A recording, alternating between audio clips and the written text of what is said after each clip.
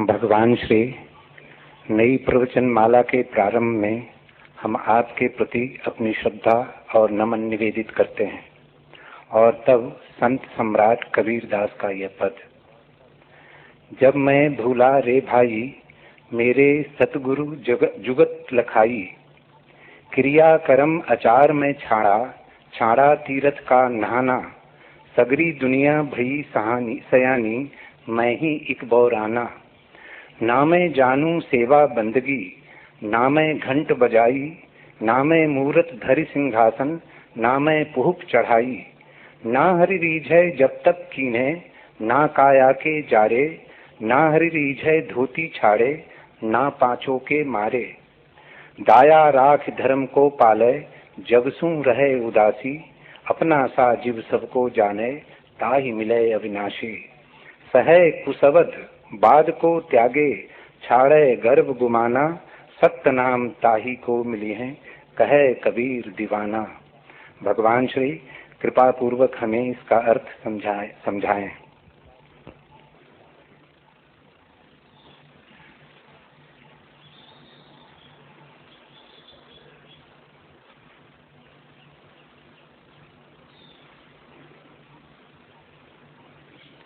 एक अंधेरी रात की भांति है तुम्हारा जीवन, जहां सूर्य की किरण का होना तो असंभव, मिट्टी की दिए की छोटी सी लौ भी नहीं।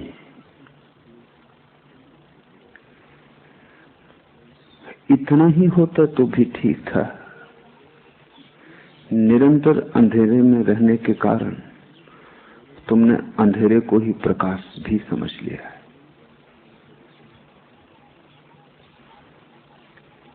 और जब कोई प्रकाश से दूर हो और अंधेरे को ही प्रकाश समझ ले तो सारी यात्रा अवरुद्ध हो जाती। इतना भी होश बना रहे कि मैं अंधकार में हूं तो आदमी खोजता है, तड़फता है प्रकाश के लिए, प्यास जगती है, टटोलता है, गिरता है, उठता है, मार्ग खोजता है,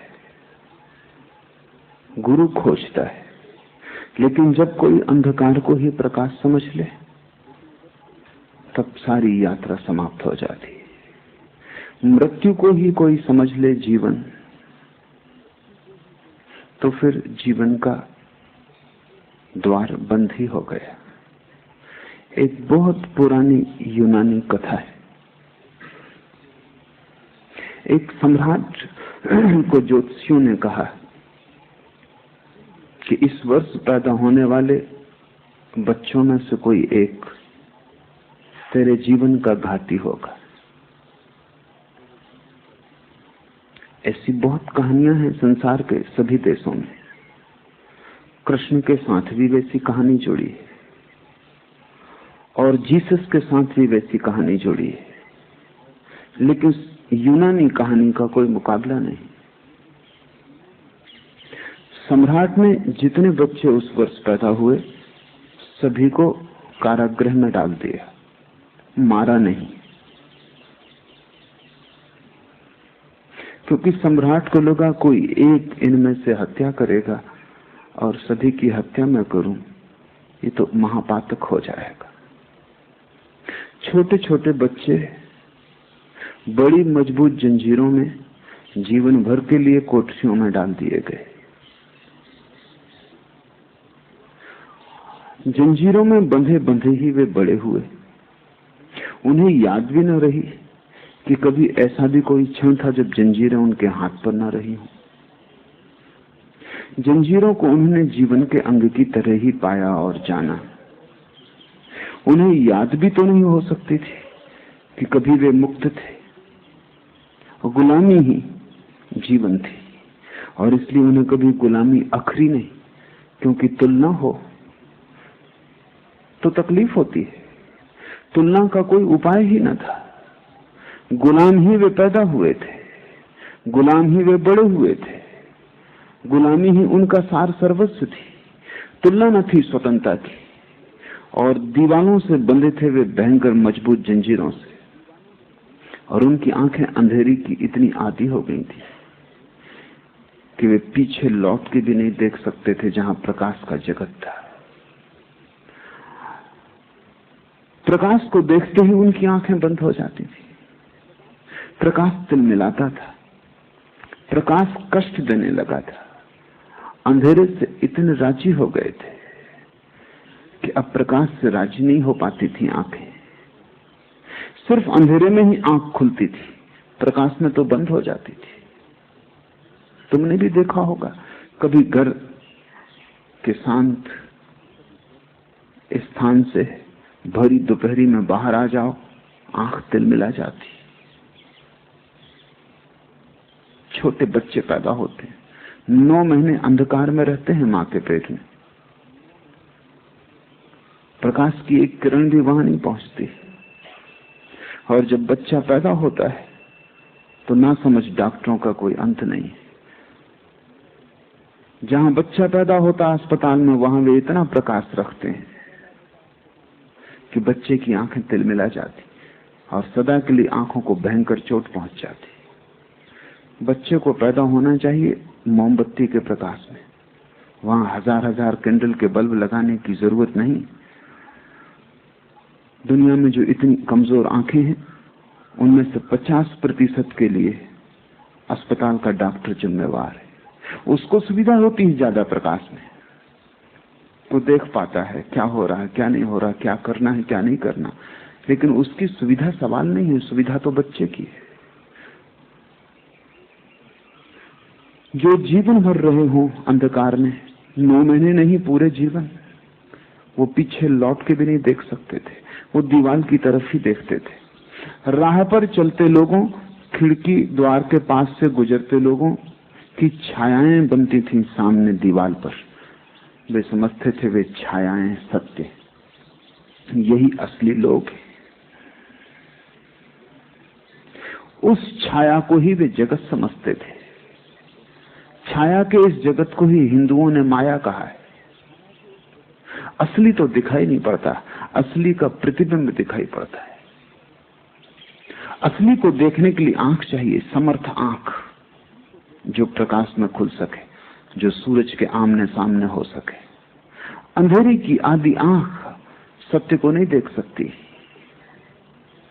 सत्य ढका हुआ नहीं है, सत्य तो प्रगट है, उगड़ा हुआ है। तुम्हारी आंख कमजोर है और सत्य को न देख पाएगी। धीरे धीरे उन्होंने पीछे लौट कर देखना ही बंद कर दिया। पीछे लौट कर देखने का मतलब ही था आंख में आंसू आ जाएं। वो पीड़ा का जगत था। तुमने भी सत्य को देखना बंद कर दिया है, और जब भी कोई सत्य तुम्हें दिखा देता है तो पीड़ा होती है, आनंद जन्मता नहीं, कष्ट ही होता है। जब भी कहीं कोई सत्य कह देता है तो कष्ट ही होता है। लेकिन एक आदमी ने हिम्मत की, क्योंकि उसे शक होने लगा। ये छायाएं छायाएं ही हैं, क्योंकि इनसे बोलो तो ये उत्तर नहीं देती। इन्हें छुओ तो कुछ भी हाथ में नहीं आता, इन्हें पकड़ो तो कुछ पकड़ में नहीं आता। एक आदमी को शक होने लगा, कोई मनीषी, कोई बुद्ध। उस आदमी ने धीरे धीरे पीछे देखने का अभ्यास शुरू किया। वर्षों लग गए, बड़ा कष्ट हुआ। जब भी पीछे देखता आंखें तिलमिला जाती, आंसू गिरते, लेकिन उसने अभ्यास जारी रखा। वो बड़ी तपश्चर्या थी। फिर धीरे धीरे आंखें राजी होने लगी, और तब वो चकित हुआ कि हम किस कारागृह में पड़े और हमने छायाओं को सत्य समझ लिया है। वो पीछे देखने में समर्थ हो गया। उसकी गर्दन मुड़ने लगी और उसकी आंखें देखने लगी बाहर के रंग, वृक्ष और वृक्षों में खिले फूल, राह से गुजरते लोग। रंगीन थी दुनिया काफी, छायाएं बिल्कुल रंगहीन थी, उदास थी। बाहर उत्सव था, छायाओं में कोई उत्सव पकड़ में नहीं आता था। बच्चे नाचते गाते निकलते थे, छायाएं तो बिल्कुल चुप थी, वहां वाणी न थी, वहां मुखरता न थी। बाहर पीछे छिपा हुआ असली जगत था। उस आदमी ने धीरे धीरे इसकी चर्चा दूसरे कैदियों से शुरू की। बाकी कैदी हंसने लगे कि तुम्हारा दिमाग खराब हो गया। हम तो सदा से यही सुनते आए हैं कि यही सत्य है जो सामने है, और हम तो पीछे मुड़ के देखते हैं तो कुछ दिखाई नहीं पड़ता सिवाय अंधकार के। जब आंख बंद हो जाए तो सिवाय अंधकार के कुछ भी दिखाई नहीं पड़ता। जरूरी नहीं है कि अंधकार हो सकता है सिर्फ आंख बंद हो जाती हो, लेकिन दोष कोई अपने ऊपर कभी लेता नहीं। तो कोई ये तो मानता नहीं कि मेरी आंख बंद हो सकती है इसलिए अंधकार है। लोग मानते हैं अंधकार है इसलिए अंधकार है। मेरी आंख और बंद हो सकती, ये कहीं संभव? हम अपनी आंख तो सदा खुली मानते, अपना हृदय तो सदा प्रेम से भरपूर मानते, अपनी प्रज्ञा तो सदा प्रज्वलित मानते, अपनी आत्मा तो सदा जागृत मानते हैं, और यही हमारी भ्रांतियों की जड़ है। फिर कैदियों की संख्या बहुत थी, वो अकेला था। लोकतंत्र कैदियों के पक्ष में था, बहुमत उनका था, और उन्होंने कहा कि अगर ऐसा ही है तो सबकी सलाह ले ली जाए। एक भी मत मिला नहीं उस आदमी को, और लोग खूब हंसे और खूब मजाक की उन्होंने। धीरे धीरे वो उस आदमी को पागल मानने लगे। वही कबीर कह रहे हैं, सगरी दुनिया भई सयानी, एक मैं ही बौराना। उस आदमी को अगर कबीर का पद याद होता तो उसने भी कहा होता, सब लोग सयाने, सिर्फ मैं एक पागल हूं। और सिर्फ वो एक ही सयाना था। लेकिन जहां अंधों की भीड़ हो वहां आंख वाला पागल हो जाता है। जहां मूढ़ों की भीड़ हो वहां बुद्धिमान पागल हो जाता है। जहां बीमारी ही स्वास्थ्य समझी जाती हो वहां स्वस्थ आदमी का लोग इलाज कर देंगे पकड़ के। स्वाभाविक है, क्योंकि लोग अपने को मानदंड समझते हैं। और फिर जब बहुमत उनके साथ हो, बहुमत नहीं सर्वमत उनके साथ हो, उस एक आदमी को छोड़ के सभी उनके साथ थे, तो संदेह भी कैसे पैदा हो। लोग हंसे, मजाक की, उसे पागल समझा, उसका तिरस्कार किया, उसकी उपेक्षा की। धीरे धीरे लोगों ने उससे बातचीत बंद कर दी, क्योंकि वो बेचैनी पैदा करता था। बेचैनी पैदा करता था क्योंकि कभी कभी संदेह उनके मन में भी उठाता था कि हो ना हो, कहीं ये आदमी सच ना हो। क्योंकि अगर ये आदमी सच है तो उनकी पूरी जिंदगी बेकार गई। बड़ा दांव है, ये आदमी गलत होना ही चाहिए, नहीं तो उनकी पूरी जिंदगी गलत होती। और कोई भी आदमी नहीं चाहता कि उसकी पूरी जिंदगी गलत सिद्ध हो, क्योंकि इसका अर्थ हुआ तुमने यूं ही गंवाया, तुमने अवसर खो दिया। तुम मूढ़ हो, अज्ञानी हो, मूर्छित हो। अहंकार ये मानने को तैयार नहीं होता। अहंकार कहता है मुझसे ज्ञानी और कौन, मुझसे समझदार और कौन। ऐसे अहंकार रक्षा करता अज्ञान की। अहंकार रक्षक है अज्ञान के ऊपर। उसके रहते अज्ञान का किला पराजित न होगा, तोड़ा न जा सकेगा। धीरे धीरे उन्होंने उसकी उपेक्षा कर दी, क्योंकि उससे बात करना भी बेचैनी थी, क्योंकि वो हमेशा रंगों की बात करता। रंग उनमें से किसी ने भी देखे न थे। वो हमेशा पीछे चलने वाले संगीत की बात करता, संगीत उनमें से किसी ने सुना न था। उनकी सब इंद्रियां पंगु हो गई थी। और धीरे धीरे वो आदमी कहने लगा कि ये जंजीरें हैं जिनको तुम आभूषण समझे हुए हो। आखिर कैदी को भी सांत्वना तो चाहिए, तो वो जंजीरों को आभूषण समझ लेता है। आखिर कैदी को भी जीना तो है, तो कारागृह को घर समझ लेता है। न केवल समझ लेता है बल्कि भीतर से सजा भी लेता है, ताकि पूरा भरोसा आ जाए अपना घर है। जंजीरों पर कैदियों ने फूल पत्तियां बना ली थी। जंजीरों को घिस-घिस के वो साफ किया करते थे, क्योंकि जिसकी जंजीर जितनी चमकदार होती वो उतना संपत्तिशाली समझा जाता था। जिसकी जंजीर जितनी मजबूत होती वो उतना धनी समझा जाता था।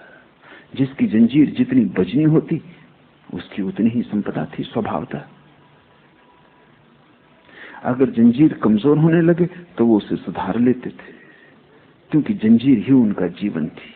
और जंजीर को उन्होंने जंजीर कभी माना न था, वो आभूषण था।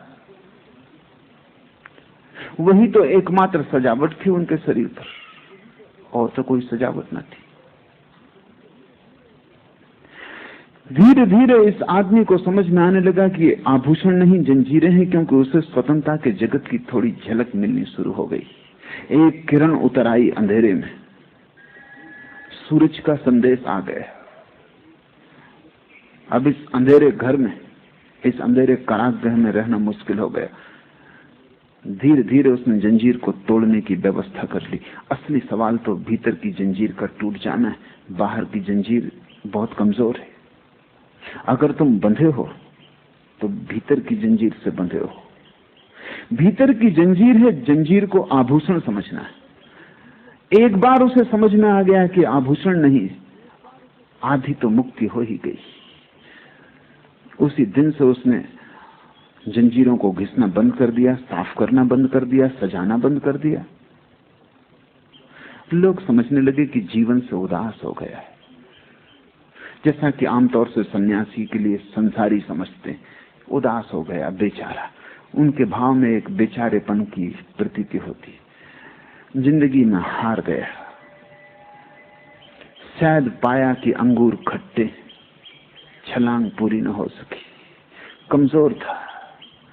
हम पहले से ही जानते थे कि कमजोर है, और आज नहीं कल थक जाएगा और संघर्ष से अलग हो जाएगा। कायर है। जंजीरें जो कि आभूषण है, इसको सजाना बंद कर दिया, ऐसा ही बेसजाया रह रहा है।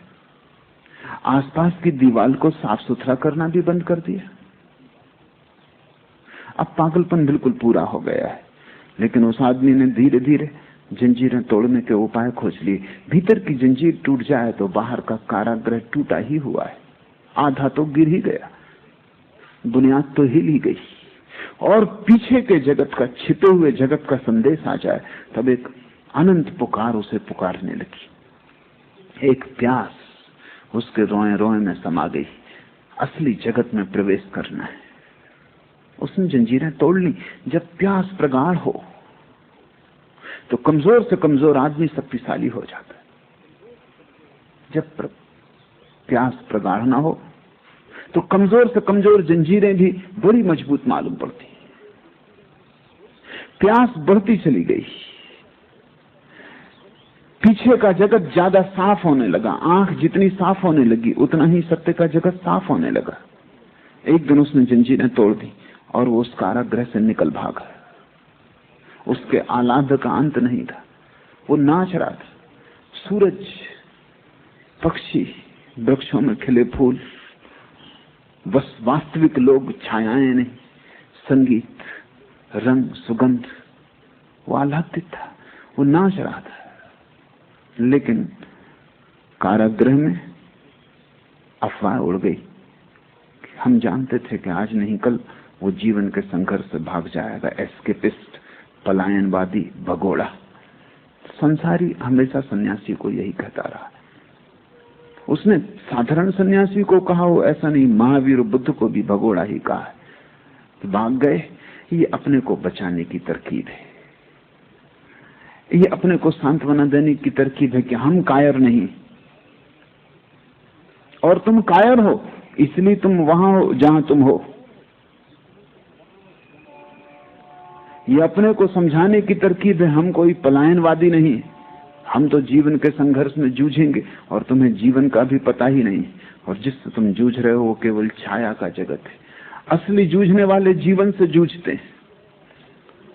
तुम जिससे जूझ रहे हो और जिससे लड़ रहे हो वो सपनों से ज्यादा मूल्यवान नहीं है, और उसका अस्तित्व तुम्हारी नींद में है, उसका अस्तित्व और कहीं भी नहीं है। वो तुम्हारा सपना है, वो तुम्हारा अंधकार है, वो तुम्हारी गहन निद्रा और मूर्छा है। लेकिन अगर सब लोग सोए हों और एक जग जाए, भला वे सोए लोग भयंकर दुख स्वप्न देखते हों कि नरक में सड़ाए जा रहे हैं, गलाए जा रहे हैं, तो भी वे सोए हुए लोग कहेंगे भगोड़ा, भाग गया, जीवन के संघर्ष को छोड़ गया, करवट ले लेंगे, फिर अपने सपने में खो जाएंगे। थोड़े दिन चर्चा रही, फिर लोग भूल गए। लेकिन उस आदमी के जीवन में एक नई बेचैनी का प्रारंभ हुआ। जितना उसने बाहर की मुक्ति और आनंद को जाना, जितना उसने सत्य को अनुभव किया, उतनी ही एक नई महाकरुणा, एक दुर्दम्य करुणा पैदा होने लगी। लौट जाए कारागृह में और खबर दे दे उन सब लोगों को। थोड़े दिन तो उसने इसे समझाया अपने को कि वे सुनेंगे नहीं, और बहुमत उनका है।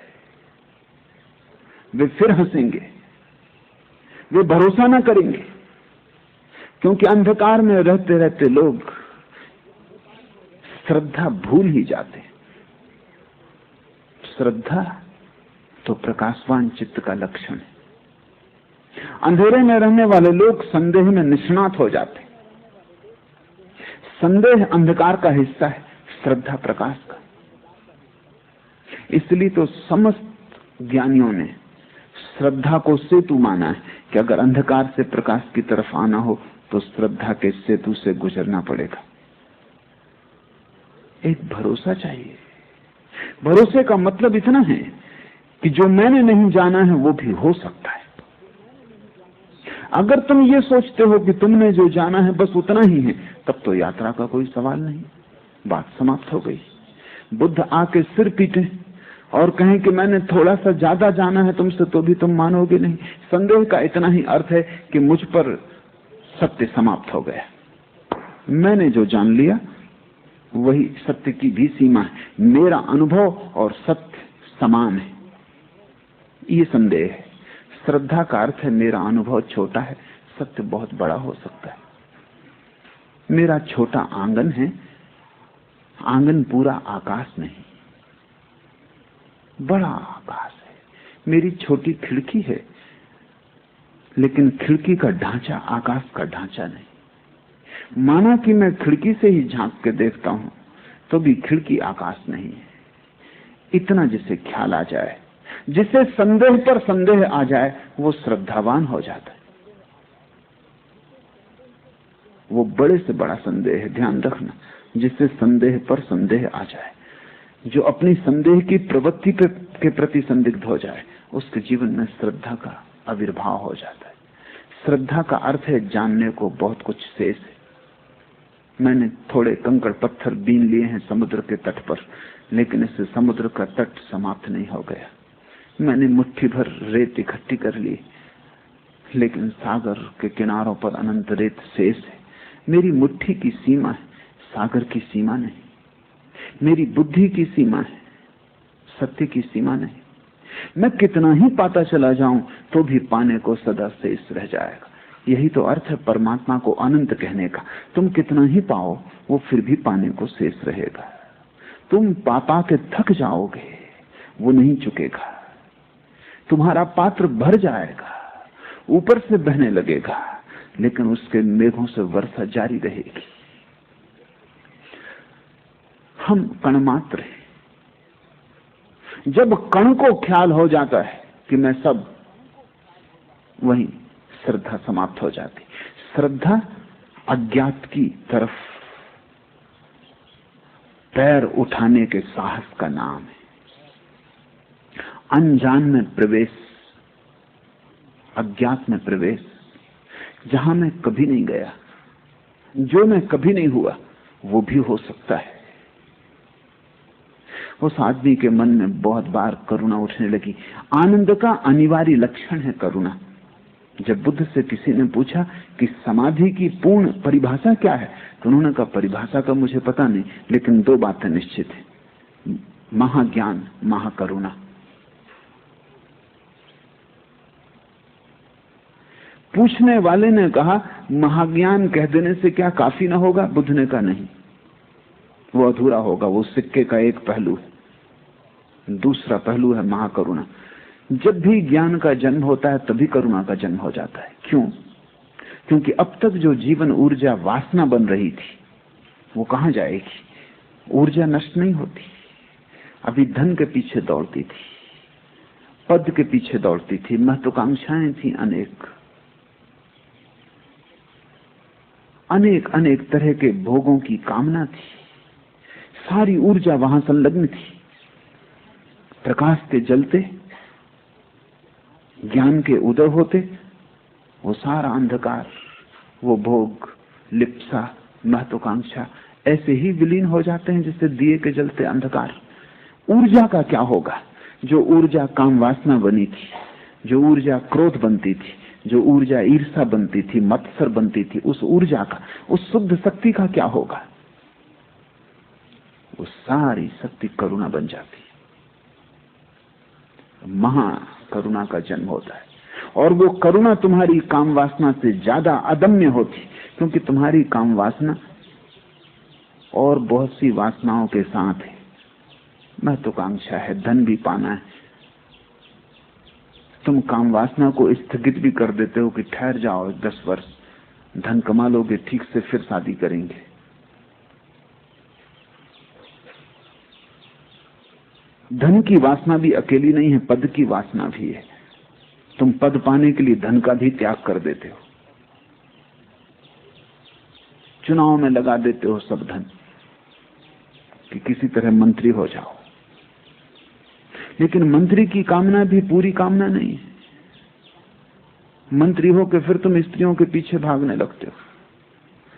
मंत्री पद भी दांव पे लग जाता है।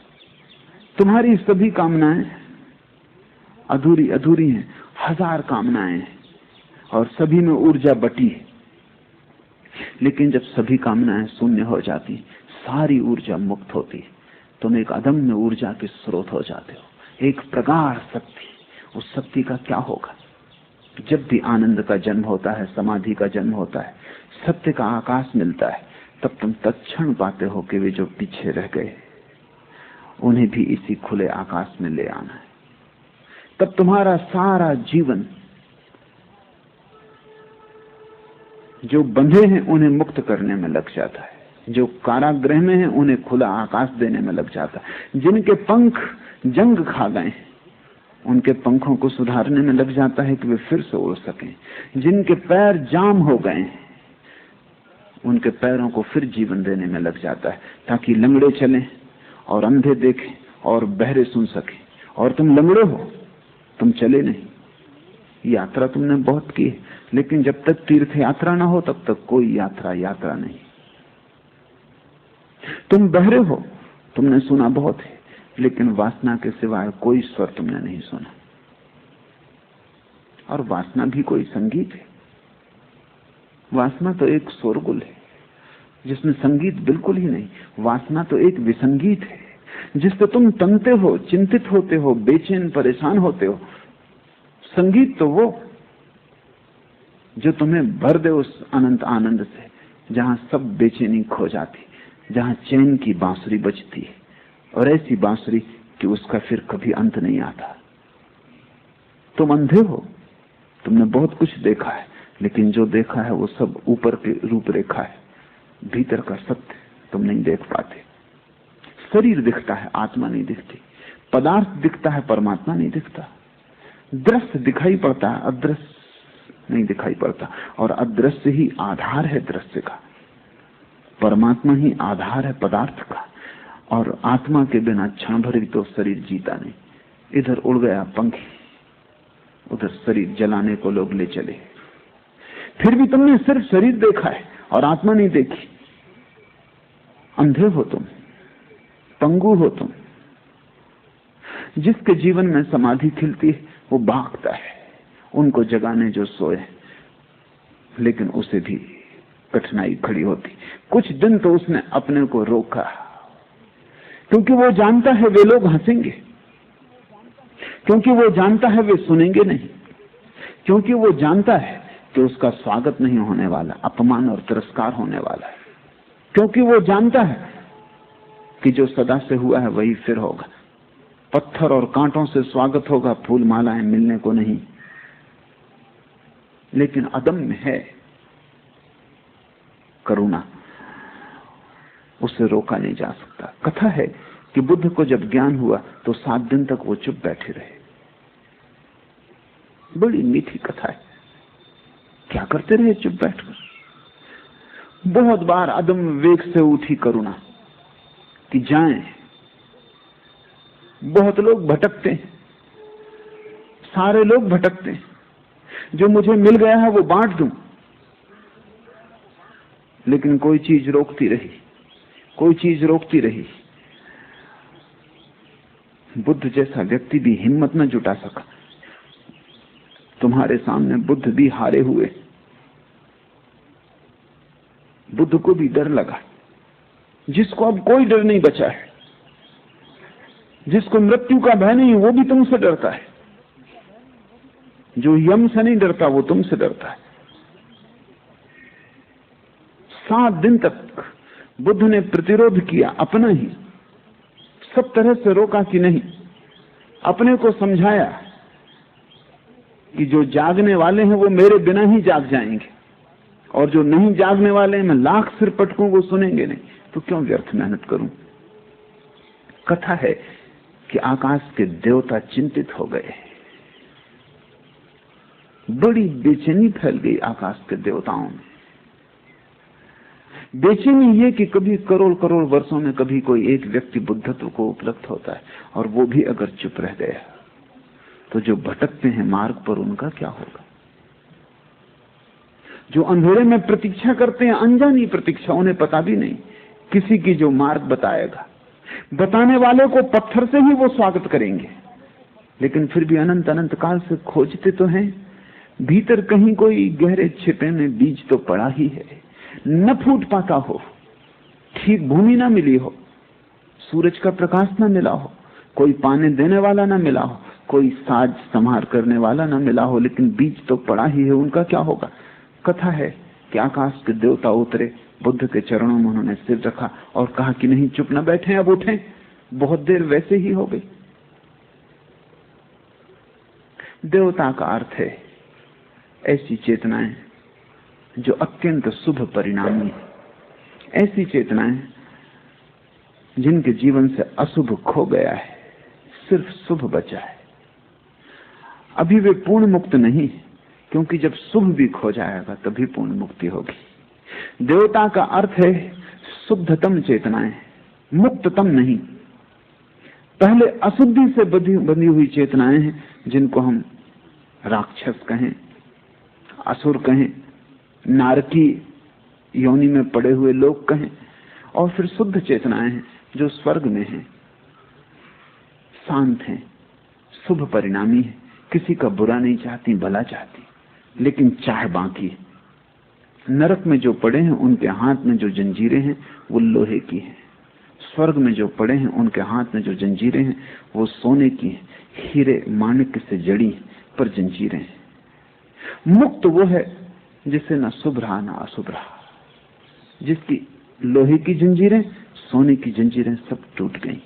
मुक्त वो है जिसका द्वंद्व समाप्त हो गया, जिसके भीतर दो ना रहे, शुभ अशुभ, अच्छा बुरा, रात दिन, स्वर्ग नरक, सुख दुख सब खो गए। देवता का अर्थ है शुद्ध सुखी चेतनाएं। निश्चित स्वभावता उनके ही हृदय में कंपन पैदा होगा, क्योंकि वो निकटतम है मुक्त पुरुषों के। नरक में पड़े लोगों को तो पता भी नहीं चला कि कोई बुद्ध हो गया है। पृथ्वी पर जो लोग हैं वो दोनों के बीच में, न तो नरक में है और न स्वर्ग में। वो त्रिशंकु की भांति है, शुभ और अशुभ दोनों में डोलते रहते हैं। शुभ है देवता, घंटे भर बाद शैतान, घंटे भर बाद फिर देखो मुस्कुरा रहे हैं और अच्छे भले आदमी मालूम पड़ते हैं, और थोड़ी देर बाद किसी की गर्दन काट सकते हैं। पृथ्वी पर जो है मध्य लोक, जिसको ज्ञानियों ने कहा, वो स्वर्ग और नरक के बीच डोलते रहते हैं। एक पैर नरक में और एक पैर स्वर्ग में, कहीं भी नहीं है वो, उनका होना नहीं। इसलिए तो तुम्हें पता नहीं चलता कि तुम कौन हो। नरक में ठीक पता चलता है लोगों को कि कौन है, स्वर्ग में भी ठीक पता चलता है कि वे कौन है, क्योंकि एक ही नाव पर सवार है। जो शुभ की नाव पर सवार हैं उनको लगा, उनके प्राण कब गए कि बुद्ध चुप है, कहीं ऐसा ना हो कि वो चुप ही रह जाएं। देवताओं ने पैर में सिर रखा, स्वयं ब्रह्मा ने कहा कि नहीं, आप बोलें, और देर हो जाएगी तो वाणी खो जाएगी, आप भीतर मत डूबते चले जाएं, आपने पा लिया। लेकिन जिन्होंने नहीं पाया है उन पर करुणा करें। कहते हैं बुद्ध ने कहा कि जो पाने को है, जो पाने की चेष्टा में रत हैं, वो पा ही लेंगे। मैंने पा लिया, वे भी पा लेंगे, वे भी मेरे जैसे हैं। थोड़ी देर अबेर होगी, पर इस अनंत काल में क्या देर क्या अबेर, घड़ी भर पहले की घड़ी भर बाद, एक जन्म पहले की एक जन्म बाद, क्या फर्क पड़ता है? मुझे क्यों परेशानी में डालते हो? और जो नहीं पाने को है, मेरे पहले बहुत बुद्ध पुरुष हो चुके, उन सब ने उनके द्वार पर दस्तक दी, उन्होंने द्वार भी नहीं खोला। नहीं कि द्वार नहीं खोला, वे नाराज भी हुए कि क्यों हमारी नींद तोड़ते हो, क्यों हमारी शांति में दखल देते हो, हम जैसे हैं ठीक हैं, क्यों हमें बेचैन करते हो, ये किस लोक की खबरें लाते हो? यही लोक सब कुछ है, कोई और लोक नहीं है। उन्होंने श्रद्धा नहीं की, वे नहीं सुनेंगे। हजारों बुद्ध हार चुके हैं, मैं भी हार जाऊंगा, तो मुझे क्यों परेशान करते हो? देवताओं ने चिंतन किया, विचार किया कि कुछ तर्क निकालना ही पड़ेगा कि बुद्ध को उनके बाहर ले आया जाए। फिर वे सब विचार करके आए और उन्होंने कहा कि आप ठीक कहते हैं, कुछ हैं जो आपके बिना भी पालेंगे और कुछ हैं जो आपके सहयोग से भी नहीं पाएंगे, लेकिन दोनों के मध्य में भी कुछ है जो आपके बिना न पा सकेंगे और आपके साथ पालेंगे। उनकी संख्या बहुत न्यून होगी, समझ लो कि एक ही आदमी पा सकेगा तो भी उपाय करने योग्य है, क्योंकि एक व्यक्ति का भी बुद्धत्व को उपलब्ध हो जाना इतनी महान घटना है कि आप बैठे मत रहे। बुद्ध को झुकना पड़ा, देवताओं के तर्क से नहीं। देवताओं के तर्क ने तो जो प्रतिरोध था उसको भर तोड़ा, भीतर तो करुणा बहने को तैयार थी। उस आदमी को भी तकलीफ हुई, बेचैनी होने लगी। कारागृह में जिनको छोड़ आया था उनकी याद आने लगी। वे ऐसे ही बंधे बंधे समाप्त हो जाएंगे, उनका जीवन ऐसे ही अंधकार में पैदा हुआ, अंधकार में ही खो जाएगा। कभी उनकी आंखें प्रकाश न देख सकेंगी, वे छायाएं ही देखते रहेंगे दीवार पर, वे जंजीरों को ही आभूषण मानते रहेंगे, उन्हें मुक्ति के पंख कभी भी न मिलेंगे। नहीं, भारी होने लगा उसका मन। जैसे मेघ जब भर जाते हैं तो बरसते हैं, ऐसे भारी होने लगा उसका प्राण, बरसने को तत्पर होने लगा। जैसे फूल जब भर जाता है गंध से तो खुल जाता है और गंध फेंक देता है चारों लोकांतर में, ऐसे उसके प्राण भी खिलने को तत्पर होने लगे। कोई अवश्य प्रेरणा उसे खींचने लगी वापस, जानते हुए वहां स्वागत नहीं होने को है। वो वापस लौट आया कारागृह में। लोग हंसने लगे, उन्होंने कहा हमने पहले ही कहा था कि वहां कुछ भी नहीं है, सिर्फ छायाएं हैं जहां तुम जा रहे। आ गए वापस, आ गई बुद्धि, रास्ते पे आ गई बुद्धि। और उल्टा हमें समझा रहे थे कि हम भी तुम्हारे साथ चलें, हमें भी मूड बनाने की सोची थी, अब तो समझ आ गई, आ जाओ वापस, संभाल लो अपने आभूषणों को, यही एकमात्र जगत है और दीवार पर बनती छायाएं ही सत्य हैं। ये सब सपने हैं, रंगीनियों के, प्रकाश के, ये कल्पनाएं हैं और तुम अकेले नहीं हो। हम में से भी बहुतों ने ऐसे सपने देखे हैं और ऐसी कल्पनाएं की हैं। ये सब कविताएं हैं और लोगों की, सत्यों के लोगों की, मुक्त आत्माओं की, सिद्धों की, सब कल्पनाएं हैं, सब बकवास है। ये चालबाजों ने मूढ़ों को चूसने के, शोषण करने के उपाय बना रखे। धक से रह गया होगा वो आदमी, द्वार बंद है, इन्हें मुक्त करने आया है। लेकिन ये अपने कारागृह को अपना जीवन समझ बैठे। फिर भी उसने कोशिश की, जो सदा हुआ है वही हुआ। लोग उसके विरोध में होते गए, जितना ही वो चेष्टा करने लगा उतना ही वे नाराज होते गए, क्योंकि उनकी नाराजगी भी स्वाभाविक मालूम होती। तुम उनके जीवन भर के दांव को मिट्टी पे करने में लगे हो। तुम ये कह रहे हो कि 60 साल तुम व्यर्थ ही जिए। तुम ये कह रहे हो कि तुम इतने बुद्धिहीन हो कि तुम 60 साल अंधेरे में रहे, फिर भी तुम्हें ख्याल ना आया कि ये अंधकार है। जंजीरों में बंधे सड़ते रहे और तुम्हें इतना भी बोध ना उठा कि ये जंजीरें हैं, मूढ़, और तुम इन्हें आभूषण समझते रहे। दीवार पर बनी छायाओं को देखा और समझा कि यही सत्य है। ये बर्दाश्त के बाहर है, क्योंकि अगर ये आदमी सच है तो उस कारागृह के सभी आदमी गलत है। भीड़ गलत है अगर बुद्ध सच है। अगर मैं सच हूं तो तुम गलत हो। तुम्हारे सही होने का एक ही उपाय है कि मैं गलत हूं, और तुम आसानी से ये उपाय कर सकते हो। भीड़ तुम्हारी, संख्या तुम्हारी। वो आदमी अकेला था, अजनबी, अपरिचित लोगों के बीच। उसकी भाषा और हो गई थी, उनकी भाषा और थी। उनके बीच, दोनों के बीच अब कोई संवाद होना तक मुश्किल था। उसने लाख समझाने की कोशिश की, लेकिन कोई समझने को राजी न था। फिर उसका समझाना भी लोगों के सिर पर भारी होने लगा, और जो सदा हुआ है वही हुआ। उन्होंने पत्थरों से और जंजीरों की चोटों से उस आदमी को मार डाला। तुमने जीसस के साथ वही किया, तुमने सुकरात के साथ वही किया, तुमने मंसूर के साथ वही किया। ये कहानी बड़ी प्राचीन और बड़ी नई भी, पुरानी से पुरानी, नई से नई। ये अतीत में भी होती रही है, आज भी हो रही है, भविष्य में भी होती रहेगी। ये चिर नूतन, चिर पुरातन कथा है। यूनान के बहुत बड़े मनीषी अफलातून ने इस कथा का एक अंश अपनी किताबों में उल्लेख किया है, लेकिन ये कथा अफलातून से भी पुरानी है। ये उतनी ही पुरानी है जितना आदमी पुराना है, और ये तब तक रहेगी जब तक एक भी आदमी जमीन पर बंधा हुआ है। अब हम कबीर के इस सूत्र को समझने की कोशिश करें, तब तुम समझ पाओगे क्यों कबीर कहता है कहे कबीर दीवाना। नहीं तो तुम ना समझ पाओगे क्यों कबीर अपने को खुद पागल कहता है। कैसी बेबूझ दुनिया है।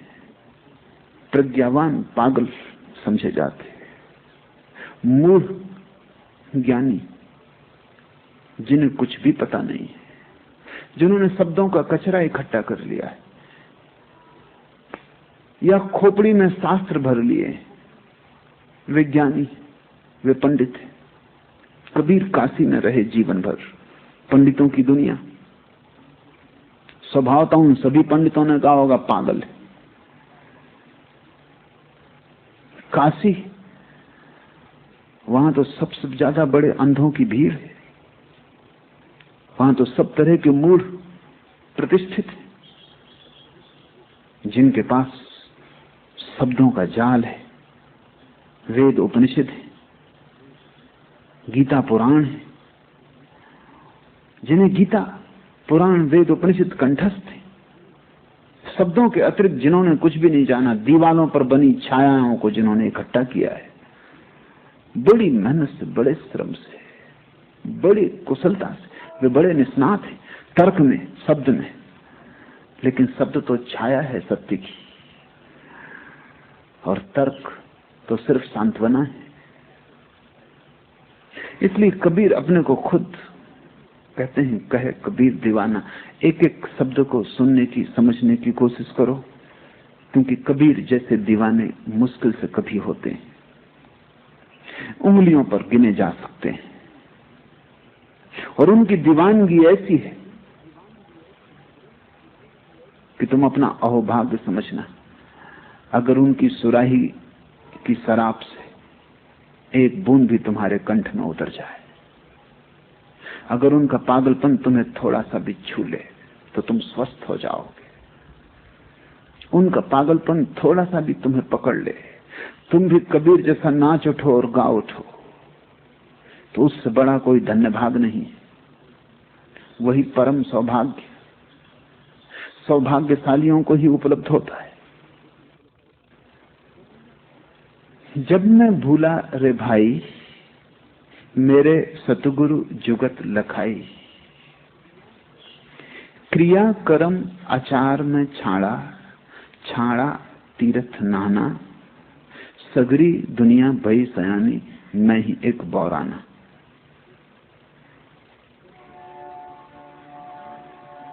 जब मैं भूला रे भाई, क्या भूल है? क्या तुम भूल गए हो? तुम स्वयं को भूल गए हो। सब तुम्हें याद है, वेद कंठस्थ, सिद्धांत शास्त्र याद, सिर्फ एक को तुम भूल गए हो, वो तुम स्वयं हो। और उसे जाने बिना सब ज्ञान व्यर्थ है। और जिसने उस एक को जान लिया उसने सब जान लिया। उस एक के जानने में जान लिए जाते सब वेद, कुरान, बाइबल, और उस एक को चूकने में सब चूक जाता है, क्योंकि वही एक तुम्हारे भीतर चैतन्य का स्रोत है। उस एक से ही तुम परमात्मा से जुड़े हो। वो एक तुम्हारे भीतर आया हुआ परमात्मा है। जैसे तुम्हारी खिड़की में से आ गया आकाश तुम्हारे घर को भरे है, ऐसा तुम्हारे उस एक में से आ गया आकाश परमात्मा तुमको भरे। उस एक को भर तुम भूल गए हो। उसकी तरफ पीठ, सारे संसार की तरफ आंख है, भागे फिरते हो, ज्ञान का संग्रह करते चले जाते हो, धन का संग्रह करते चले जाते हो। एक बात भूल ही जाते हो, वो कौन है जिसके लिए तुम संग्रह कर रहे हो? वो कौन है जो संग्रह कर रहा है? वो कौन है जो शास्त्र पढ़ रहा है? शास्त्र तो याद रह जाता है। वो कौन है जो शास्त्र पढ़ रहा है? वो कौन है जो सबके प्रति साक्षी? वो कौन है? चैतन्य का स्रोत तुम्हारे भीतर। जब मैं भूला रे भाई मेरे सतगुरु जुगत लखाई। कबीर कहते हैं जब मैं भूल गया, विस्मरण अज्ञान है, इसलिए तुम ज्ञान से अज्ञान को न मिटा सकोगे, स्मरण से मिटा सकोगे। इसे ठीक से समझ लो। विस्मरण अज्ञान है, तुम भूल गए हो कि तुम कौन हो। इसकी पुनर्याद, पुनर्स्मरण चाहिए। ज्ञान से यह न होगा,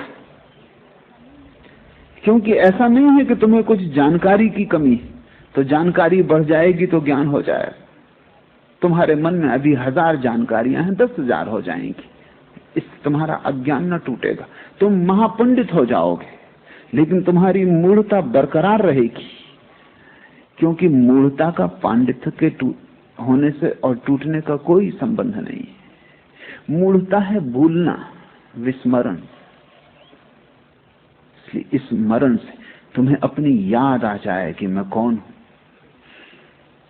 इसलिए कबीर 2 शब्दों में समझे जा सकते हैं, विस्मरण और स्मरण, जिसको कबीर ने सुमरन कहा है, सुरति कहा है। सुरति संस्कृत के स्मृति शब्द का अपभ्रंश है। स्मृति आ जाए, सुरति आ जाए, सुमरन आ जाए। लेकिन लोग बड़े अजीब हैं। कबीर के मानने वालों को भी मैं जानता हूं, वो माला फेरते हैं। उनसे पूछो क्या कर रहे हो, वो कहते हैं सुमरन कर रहे हैं। सुमरन को उन्होंने जाप बना लिया। सुमरन का अर्थ है स्मरण, जिसको गुरजीएफ ने सेल्फ रिमेंबरिंग कहा है, आत्मस्मृति, जिसको बुद्ध ने सम्यक स्मृति कहा है, राइट माइंडफुलनेस, जिसको महावीर ने विवेक कहा है, याद। लेकिन कैसे तुम्हें याद आएगी? तुम तो भूल गए हो। तुम्हें कोई याद दिलाए तो ही आएगी। तुम्हें खुद कैसे याद आएगी? रात तुम सोते हो, सुबह 5 बजे उठना है, ट्रेन पकड़नी, क्या करते हो? कोई जुगत चाहिए, अलार्म भर देते हो, अलार्म जुगत। तुम न जाग सकोगे 5 बजे, कोई तुम्हें जगाए। घड़ी भी जगा सकती, यंत्र है सिर्फ, लेकिन तुम स्वयं न जाग सकोगे। या किसी को कह देते हो पड़ोस में कि जगा देना,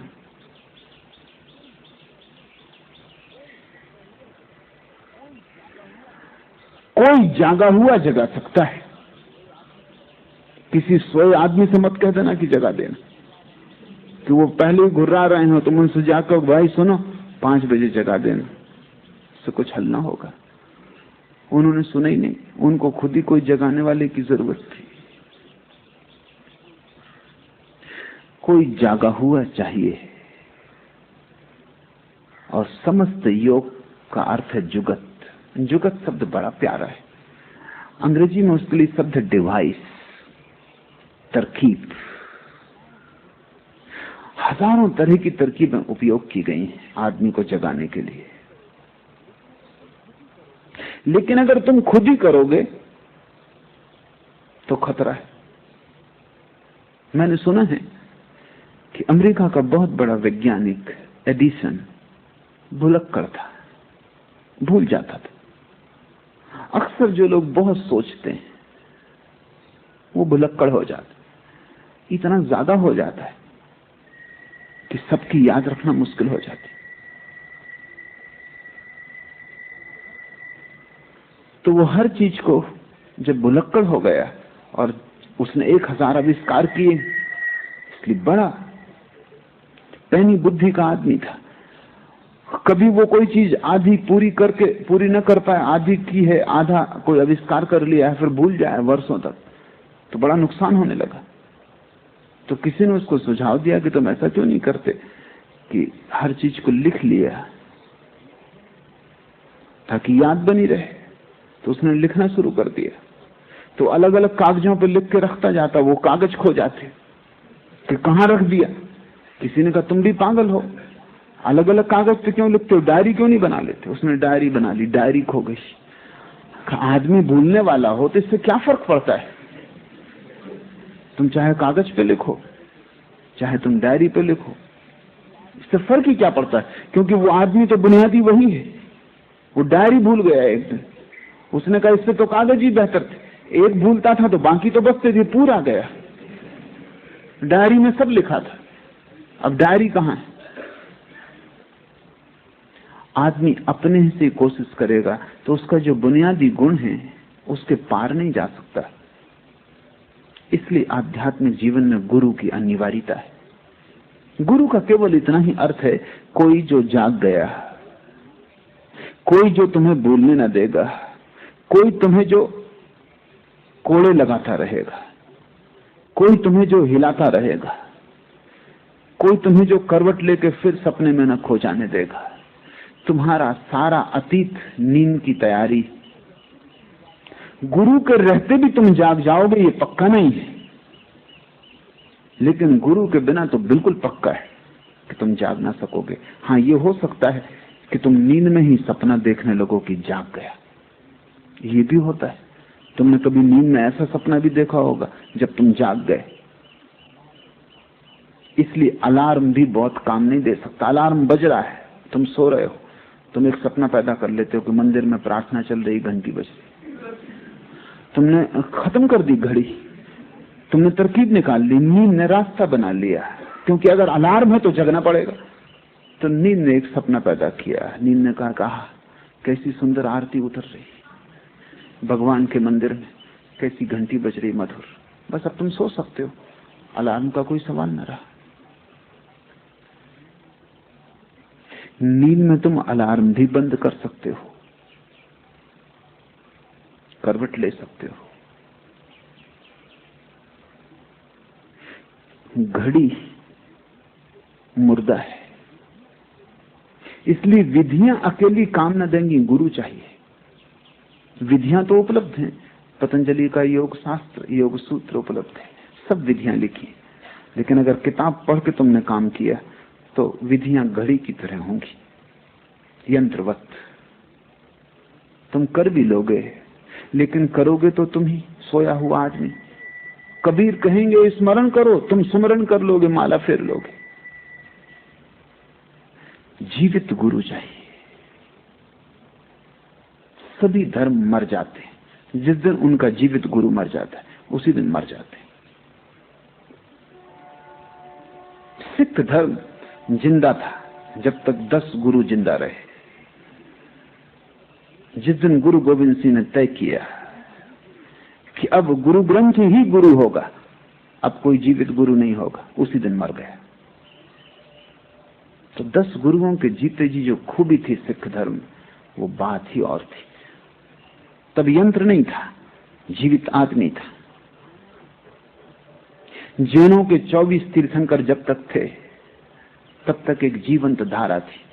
फिर जैनियों ने तय किया कि अब 24 से ज्यादा तीर्थंकर नहीं। महावीर के बाद दरवाजा उन्होंने बंद कर दिया, मर गया। तब से जैन धर्म एक लाश है। मोहम्मद के साथ इस्लाम जिंदा था, कुरान के साथ मुर्दा है। हालांकि कुरान मोहम्मद की किताब है, इससे कोई फर्क नहीं पड़ता। मैं खड़ा हूं एक डंडा लिए, तुम सो रहे हो, मैं डंडे से तुम्हें उठाता हूं। डंडा नहीं उठाता, मैं उठाता हूं। तुम्हारी आंख खुल जाती, मैं तो तुम्हें दिखाई नहीं पड़ता, डंडा तुम्हें छूता दिखाई पड़ता। तुम डंडे को पकड़ लेते हो अहोभाव से कि बड़ी कृपा कि मुझे जगा दिया। अब तुम अपने बच्चों को डंडा दे जाओगे कि संभाल कर रखना, ये जगाता है। जुगत मर गई, डंडा नहीं जगा रहा था, डंडे के पीछे कोई जीवित हाथ थे। डंडा क्या जगाएगा? डंडा अकेला क्या करेगा? अलार्म घड़ी रह जाती है आखिर में, फिर उसे तुम संभाले रहो। अलार्म भी बजता रहेगा और तुम सोते भी रहोगे। सभी शास्त्र डंडे हो जाते हैं, तुम उनकी पूजा करते हो, याद करते हो। और ये भी नहीं है कि कभी उनसे लोग न जगे थे, जगे थे, लेकिन कोई जीवित हाथ पीछे था, कोई नानक पीछे था। वो कंपन जो डंडे में था, डंडे का नहीं था, वो उस जीवित हाथ का था। वो जो डंडे में जो जीवन प्रवाहित हो रहा था, वो नानक का था। अब तुम चले जाओ, 5 काह पूरे करते रहो, केस बांधो, कंघा लगाओ, कटार रखो, कंछा पहनो, जो तुम्हें करना है करो, मगर ये सब डंडे, अब इनसे कुछ होने वाला नहीं। जुगत जीवित होती जब कोई हाथ जागा हुआ पीछे होता। मैं अभी हूं, तब तुम मेरे डंडे का उपयोग कर लो। मेरे मर जाने के बाद तुम करना सक्रिय ध्यान, कुछ भी ना होगा। और तुम करोगे मरने के बाद, ये मुझे पक्का है, इसमें कोई शक नहीं, क्योंकि तुम्हारी पुरानी आदत है। क्यों ऐसा होता है? ऐसा इसलिए होता है, विधियों से तुम्हें कोई डर नहीं, तुम्हारी नींद को कोई डर नहीं। तो विधियां तो तुम करने को राजी हो, लेकिन गुरु से डर है, खतरा है। क्योंकि जीवित आदमी के पास कितनी देर तुम सोए रहोगे? नींद तुम्हें छोड़नी पड़ेगी, वो तुम्हें छुड़ाएगा। जागा हुआ आदमी कितनी देर तक तुम्हारी नींद की दशा देख सकेगा?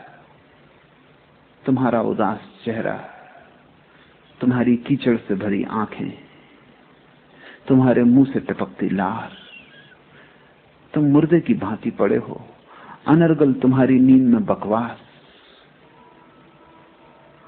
कभी भयभीत होते हो, कपते हो, कभी सुखी मालूम होते हो, मुस्कुराहट फैल जाती चेहरे पर, लेकिन सब नींद में होता, सब सपने से हो रहा है, सब झूठ हो रहा है। तुम्हारी नींद तोड़नी जरूरी है। जब मैं भूला रे भाई मेरे सतगुरु जगत जुगत लखाई, तो मेरे गुरु ने मुझे जगाया, मुझे जुगत दी। कोई विधि थी,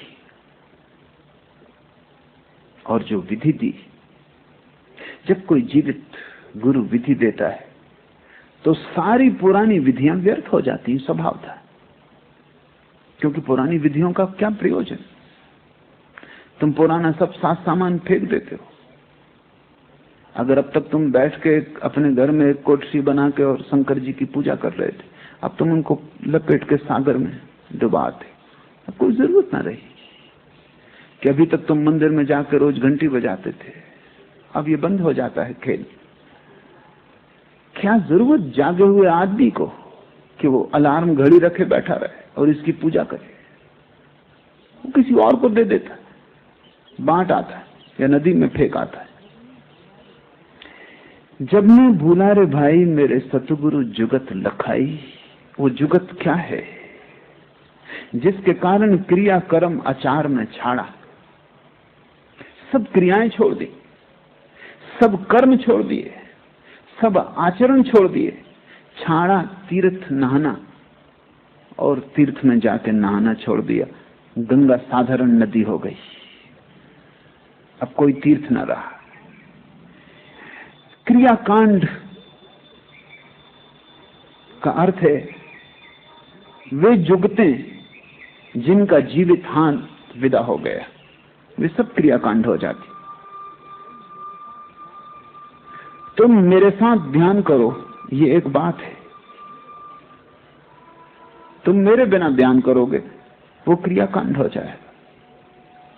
तुम कर लोगे पूरा पूरा, ठीक सांस लोगे, ठीक उछलोगे, कूदोगे, लेकिन सब नाटक होगा। तुम उसके भी अभ्यासी हो जाओगे, वो व्यायाम होगा। थोड़ा बहुत लाभ जो शरीर को हो सकता है होगा, लेकिन तुम जाग ना सकोगे। क्रिया कर्म आचार में छाड़ा और सब आचरण छोड़ दिया जो कि साधु को करना चाहिए। कि रात्रि भोजन न करे, कि पानी छान के पिए, कि ये न खाए, कि वो न पिए, ये कपड़े पहने वो न पहने, कि नग्न रहे कपड़ा न पहने, कि शरीर पर बभूत लगाए, कि धूप में बैठे, कि आग जला के गर्मी में और शरीर को तपाए और गलाए और जलाए, कि कांटे बिछा के लेटे। नहीं, क्रिया कर्म आचार में छाड़ा, छाड़ा तीर्थ नाना, सब छोड़ दिया। छूट ही जाता है, छोड़ना पड़ता नहीं। जब सतगुरु मिल जाए सब छूट जाता है। इसलिए सभी धर्म सदगुरुओं के विपरीत होंगे, क्योंकि सभी धर्म पुराने क्रियाकांड, पुरानी विधि, पुराना तीर्थ, पुराना मंदिर, पूजा पाठ, उस पर आरूढ़ है। जब भी कोई सदगुरु पैदा होगा तत्क्षण सारे धर्म उसके विपरीत हो जाएंगे, क्योंकि जो जो सदगुरु के साथ चलेंगे उनके क्रियाकांड छूटने लगेंगे। वो तीर्थ जाना बंद कर देंगे। एक नया तीर्थ पैदा हो गया और जीवित तीर्थ पैदा हो गया। अब कौन मुर्दा तीर्थों में जाता है? अब एक नई विधि मिल गई, जीवित विधि मिल गई, जिसमें अभी भी आग है, अंगार है, राख नहीं हो गई। तो अब कौन पुरानी विधियों को खोजता है जिनकी अंगार कभी की बुझ गई? कभी थी, अब नहीं। अब सिर्फ राख के ढेर रह गए। राख के ढेरों में भी गर्मी तक नहीं रह गई, बिल्कुल ठंडे हो गए, कोई प्राण नहीं बचा। अब उनको तुम छोड़ ही दोगे? छोड़ना पड़ता नहीं, वे छूट जाते हैं। इसलिए एक बात ख्याल रखना कि जब भी कोई सदगुरु पैदा होता है तभी सारे धर्म उसके विपरीत हो जाते। होना उल्टा चाहिए कि सारे धर्म उसके पक्ष में हो जाएं, क्योंकि वो वही कर रहा है जो इन धर्मों ने कभी किया था। लेकिन ऐसा प्रतीत होता है कि वो दुश्मन है। नानक पैदा होगा तो सिख धर्म पैदा हो जाएगा अलग, हिंदू राजी ना होंगे स्वीकार करने को, मुसलमान राजी ना होंगे स्वीकार करने को, जैन राजी ना होंगे स्वीकार करने को। क्योंकि नानक की मान के कोई जैन नग्न साधु कपड़े पहन लेगा, छोड़ देगा नग्नता। नानक की मान के कोई हज यात्री आधी यात्रा से वापस लौट आएगा। नानक की मान के कोई माला को फेंक देगा, कोई पूजा अर्चना को बंद कर देगा। सभी दुश्मन हो जाएंगे, मस्जिद भी, मंदिर भी। लेकिन वही अब होगा। अब नानक का धर्म भी उतना ही मुर्दा जितना नानक के समय हिंदू, मुसलमान और जैन मुर्दा थे। अब अगर कोई सतगुरु पैदा होगा तो नानक के मानने वाले उसके बताया गुरुओं ने पूरा किया।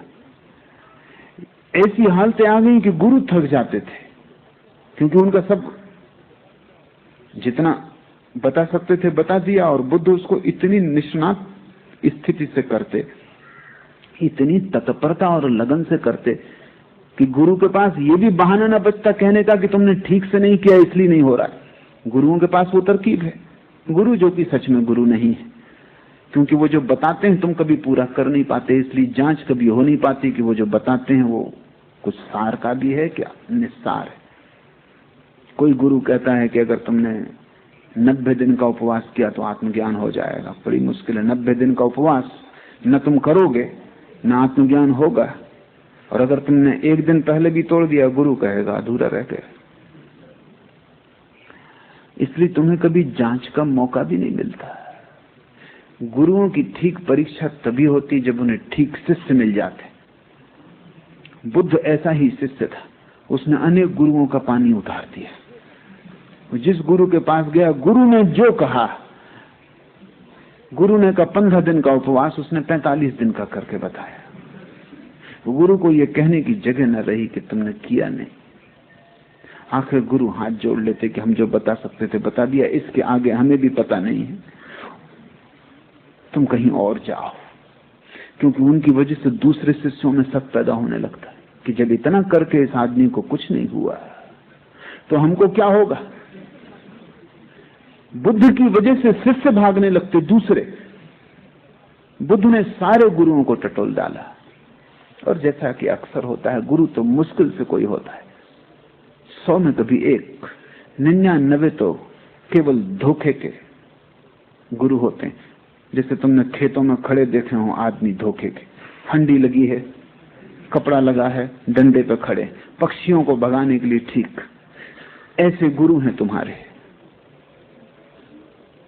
ना समझों के लिए ठीक, कमजोरों के लिए ठीक, नपुंसकों के लिए ठीक, जो कुछ नहीं करना चाहते, जो सिर्फ सिर हिलाते हैं कि ठीक है कभी करेंगे, उनके लिए ठीक। लेकिन कोई करने वाला आ जाए तो कठिनाई हो जाती। बुद्ध ने मुश्किल खड़ी कर दी, सब किया। ऐसी हालत हो गई कि लोग बुद्ध के पीछे चलने लगे। बुद्ध ने इतना किया, और बुद्ध कहे जा रहे हैं कि मुझे कोई ज्ञान नहीं हुआ, ये सब करना फिजूल गया है, लेकिन फिर भी मानने वाले पैदा हो गए। एक गुरु, आखिरी गुरु उद्दार कालाम को जब उन्होंने छोड़ा तो उसके 5 शिष्य बुद्ध के शिष्य हो गए। उन्होंने कहा कि इस गुरु से ये बुद्ध बेहतर। उन दिनों बुद्ध केवल 1 दाना चावल रोज लेते थे भोजन में, क्रस काय हो गए थे। सिर्फ एक मूर्ति उसको चित्रित करने वाली उपलब्ध है, शायद उसका चित्र तुमने कभी देखा हो। उसमें बुद्ध की पीठ और पेट एक हो गए, शरीर सिर्फ हड्डियों का अस्थिपंजर रह गया है। एक एक हड्डी तुम गिन सकते हो। सब चर्बी खो गई है, खून सूख गया है, सिर्फ आंखें भर जीवित मालूम पड़ती, सारा मुंह धस गया है, सिर्फ चमड़ी और हड्डियां बाकी रह गई। ऐसा बुद्ध एक तृण मात्र खाके जीते थे। इतने कमजोर हो गए कि निरंजना नदी को पार करते वक्त बुद्ध गया के पास पार न कर सके। कमजोरी ऐसी थी, और नदी बड़ी छिछली है, कुछ बड़ी भारी नदी नहीं है, मुश्किल से गले गले पानी रहा होगा। क्योंकि मैं भी उस नदी में जहां से बुद्ध पार किए कई बार जाकर देख लिया हूं, उसमें टीबी का मरीज भी पार होगा, उसमें कैंसर का मरीज भी पार हो सकता है। बुद्ध पार न हो सके, हालत बड़ी कमजोर रही होगी, बड़ी दयनीय रही होगी। और नदी बलवान मालूम पड़ती थी, घाट चढ़ न सकते थे, तो एक वृक्ष की शाखा को पकड़ कर लटक गए। उस क्षण में उन्हें होश आया कि मैं क्या कर रहा हूं, शरीर को नष्ट कर रहा हूं, इससे आत्मा कैसे मिलेगी। आत्मा के मिलने का शरीर को नष्ट करने से कौन सा संबंध है, कौन सा तर्क है, कौन सा गणित है। और कमजोर में इतना हो गया कि निरंजना साधारण सी नदी में पार नहीं कर पाता और भवसागर पार करने की सोच रहा हूं, ये नहीं होगा। और उस क्षण निरंजना नदी में पड़े हुए वृक्ष की जड़ को पकड़े हुए उन्हें लगा कि सब करना व्यर्थ गया, कोई क्रियाकांड कहीं न ले जा सका। पहले मैंने संसार छोड़ दिया था, अब मैं ये त्याग तपश्चर्या भी छोड़ देता हूं। उस दिन त्याग पूरा हुआ, उस दिन कुछ भी ना बचा पकड़ने को, सब छूट गया, मुट्ठी खुल गई। बुद्ध किसी तरह बाहर निकले। जिस वृक्ष के नीचे उनको बोध हुआ, उस वृक्ष के नीचे बैठे। किसी युवती ने, गांव की, जिसका नाम सुजाता है, ऐसा उस वृक्ष के देवता के लिए कुछ चढ़ौती मानी होगी कि कोई उसकी इच्छा पूरी हो जाएगी तो वो खीर से भरा हुआ थाल वृक्ष को चढ़ाएगी। पूर्णिमा की रात थी, उस रात वो खीर चढ़ाने आई, उसकी इच्छा पूरी हो गई थी। पूर्णिमा की उस निर्जन रात में निरंजना के एकांत तट पर वृक्ष के नीचे उसने बुद्ध को देखा। दुर्बल काय, पीत हो गए। समझा, भोली युवती रही होगी, श्रद्धावान, समझा कि वृक्ष का देवता स्वयं खीर लेने को उपस्थित हुआ है। कोई और दिन होता तो बुद्ध ने खीर न ली होती, क्योंकि वो केवल एक तृण ही लेते थे। कोई और दिन होता तो बुद्ध ने रात में कुछ भी न लिया होता, एक तृण भी, क्योंकि रात वो लेते न थे। कोई और दिन होता तो जात पात पूछी होती कि स्त्री कौन है। निश्चित ही स्त्री शूद्र रही होगी, नाम सुजाता बताता है कि शूद्र रही होगी, क्योंकि जो अच्छी जात में पैदा हुआ हो वो सुजाता नाम ना रखेगा, जरूरत नहीं। इसलिए अक्सर कुरूप स्त्रियों का नाम तुम पाओगे सुंदरबाई। तो सुंदर स्त्री को कोई सुंदरबाई नाम देता? जचती नहीं बात, बैठती नहीं बात। निश्चित लड़की शूद्र रही होगी, और शूद्र ही तो वृक्षों इत्यादि को पूजते हैं। ब्राह्मणों के तो मंदिर हैं, जैनों के बड़े विशाल मंदिर हैं, उनको कोई वृक्षों की पूजा करने नहीं जानी पड़ती। जो मंदिर बना नहीं सकते, देवता प्रतिष्ठापित नहीं कर सकते, दीन दरिद्र हैं, वही तो वृक्षों को पूजते हैं। शूद्र ही रही होगी। लेकिन उस रात बुद्ध ने न पूछा, पूछने की बात ही न रही। उस दिन सब छोड़ दिया, जो हो। अब ये हो रहा है कि ये लड़की अचानक इस रात में बिना मांगे खीर लेके आ गई, तो उन्होंने स्वीकार कर लिया। ये खबर उनके 5 शिष्यों को मिली जो दूसरे वृक्षों के नीचे ध्यान कर रहे थे। 5 शिष्य जो बुद्ध की तपस्या देख के उनके पीछे हो गए थे। उन्होंने कहा ये भ्रष्ट हो गए। शूद्र लड़की, रात का समय, और अब तक एक तृण लेता था, ये गौतम भ्रष्ट हो गया। उन्होंने तत्क्षण गौतम को छोड़ दिया, त्याग कर दिया। वैसी ही दशा कबीर की हो गई होगी। क्रिया कर्म आचार में छाड़ा छाड़ा तीर्थ नहाना, सगरी दुनिया भई स्यानी, मैं ही एक बोराना। बुद्ध के अपने 5 शिष्य भी छोड़ के चले गए कि भ्रष्ट हो गया ये आदमी, क्योंकि तुम्हारे लिए धर्म का अर्थ क्रियाकांड है। तुमने धर्म को तो जाना नहीं, तुमने तो धर्म के नाम पर मुर्दा विधियों को जाना है। अब तक ये बुद्ध ज्ञानी था, मानने योग्य था, पूज्य था। अब ये भ्रष्ट हो गया। खीर खाने से आदमी भ्रष्ट हो गया, रात भोजन लेने से भ्रष्ट हो गया। मैं एक घर में मेहमान था, जैन घर। गांव के सबसे प्रतिष्ठित वृद्ध जैन मुझे मिलने आए थे। उन्होंने मेरी किताब साधना पथ पढ़ी थी और बहुत प्रभावित हुए थे, और मेरी बड़ी तारीफ कर रहे थे, ऐसे जैसे मैं 25वां तीर्थंकर।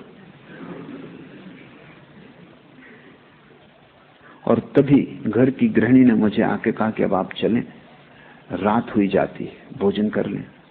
जैन तो रात भोजन नहीं करते। और वृद्ध इतने भाव में थे कि मैंने कहा कि थोड़ी देर हो जाएगी तो हर्जा नहीं, पहले उनसे मैं बात कर लूं।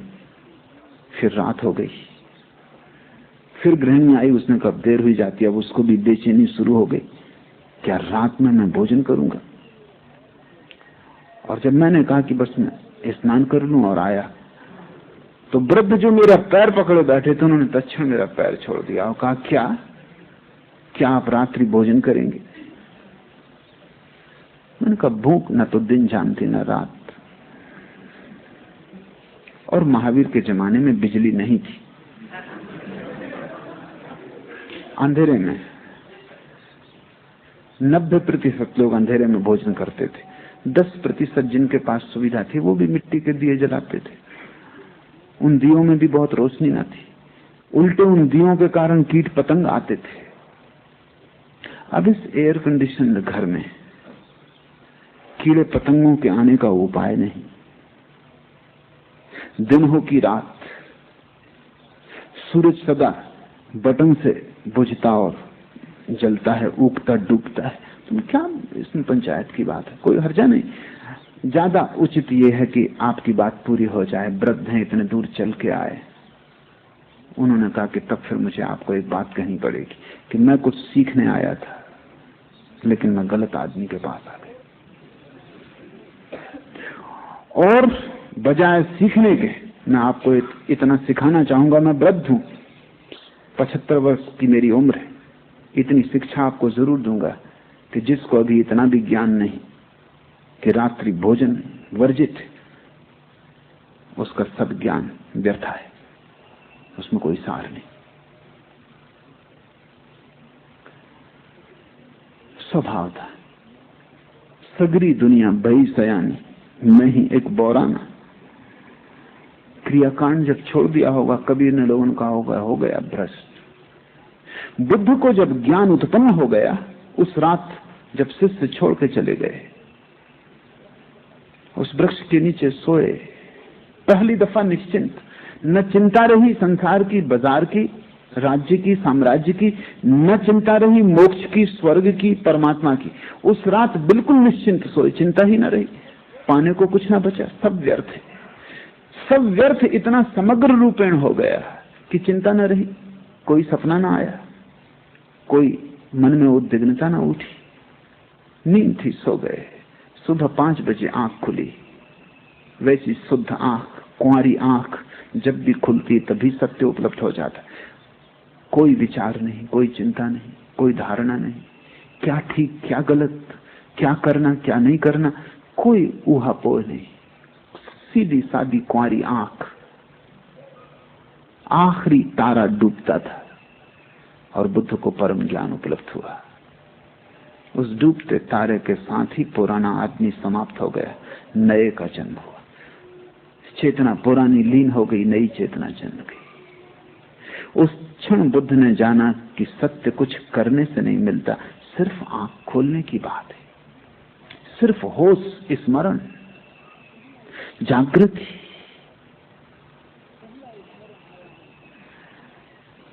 पहला स्मरण आया उन 5 शिष्यों का जो छोड़ के चले गए। इतने दिन साथ थे बेचारे, असमय में साथ रहे। जब कुछ देने को ना था तब पीछे चले, जब कुछ मेरे पास ही ना था तब मुझे गुरु माना, और अब जब मेरे पास देने को है तब वो छोड़ के चले गए। तो बुद्ध उनको खोजने निकले, उनको जाके पकड़ पाए सारनाथ में।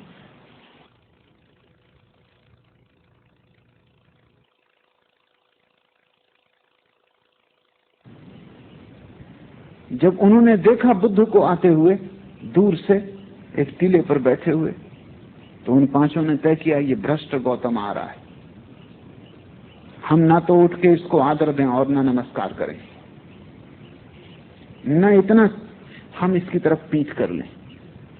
अगर इसको आना हो खुद आ जाए, बैठना हो खुद बैठ जाए, हम ये भी ना कहें कि बैठो। जो साधारण अतिथि के लिए भी किया जाता है वो भी हम ना करें। ये गौतम भ्रष्ट है, इसने नियम छोड़ दिए, तप छोड़ दिया, चर्या छोड़ दी, आचरण भ्रष्ट। इसके लिए अब कोई समादर नहीं। लेकिन जैसे जैसे बुद्ध पास आने लगे उनको बड़ी बेचैनी होने लगी। जैसे ही बुद्ध पास आए, निकट आए, पहले एक उठ के खड़ा हुआ, चरणों में गिरा, फिर दूसरा, फिर तीसरा, फिर वो पांचों। और बुद्ध ने कहा, तुमने निर्णय कुछ और किया था, निर्णय बदल क्यों दिया? निर्णय पर आदमी को टिकना चाहिए। उन्होंने कहा, हमने बदला, ऐसा कहना ठीक ना होगा। तुम्हारी सन्निधि, तुम्हारा पास होना और हमने आदर दिया, ऐसा कहना भी ठीक ना होगा, क्योंकि हमने तो निर्णय किया था न देने का।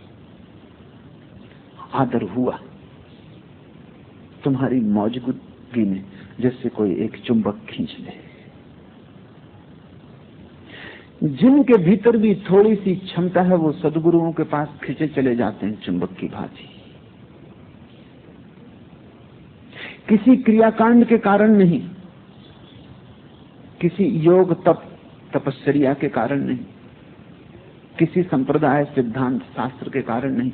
जिनके भीतर भी थोड़ी सी भी संभावना है आत्मा की, वो सद्गुरु के पास खींचे चले जाते हैं। चाहे सारी दुनिया विरोध में हो, चाहे सारी दुनिया कहे कि तुम पागल हो, वो पागल होना दांव लगाने जैसा लगता है। वो पागल होना शुभ मालूम होता है।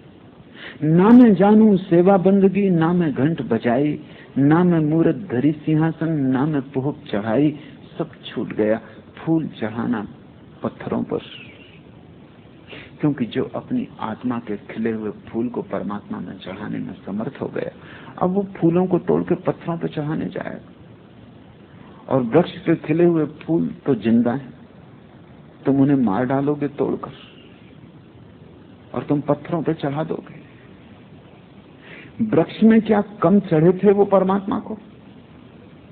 वृक्ष में भले चढ़े थे, पूरी तरह चढ़े थे, जीवित चढ़े थे, तुमने मार के चढ़ाया। असल में संप्रदाय मुर्दा है और मुर्दा चीजें ही करवाता है। फूल जिंदा था, चढ़ा ही हुआ था परमात्मा को, क्योंकि परमात्मा के अतिरिक्त और किसको चढ़ेगा?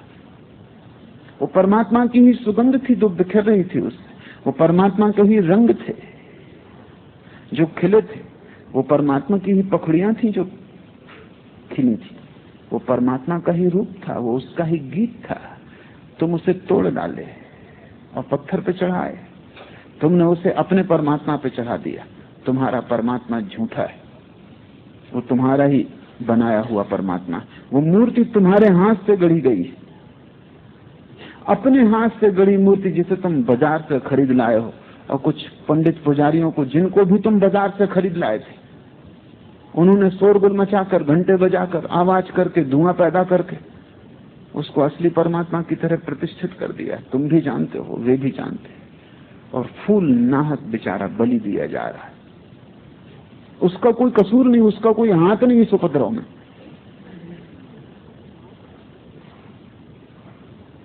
मैं जबलपुर में था तो मैंने एक बड़ा बगीचा अपने चारों तरफ लगा रखा था। मैं बड़ी मुश्किल में पड़ गया, क्योंकि धार्मिक लोग पास ही मंदिर थे, वो सुबह सुबह वहां से निकलते, वो बगीचे में घुस जाते। अधार्मिक को तो डर भी हो, धार्मिक को डर ही नहीं, उसको पूछने की भी जरूरत नहीं कि फूल हम तोड़ सकते हैं कि नहीं, क्योंकि वो पूजा के लिए तोड़ रहा है। अब पूजा के लिए कोई मना करता है? आखिर मुझे एक सख्ती लगा देनी पड़ी कि पूजा के लिए भर तोड़ना मना है, और किसी के लिए तोड़ो चलेगा।